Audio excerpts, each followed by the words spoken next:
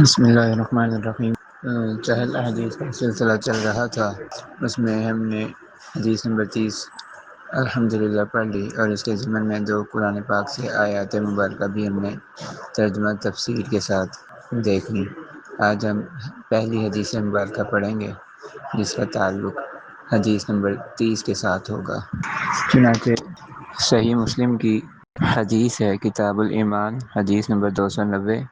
حذیفہ رضی اللہ تعالی عنہ انہ بلغہ ان رجلا ینم الحدیث فقال حذیفہ سمعت رسول اللہ صلی اللہ علیہ وسلم یقول لا يدخل الجنة نمام۔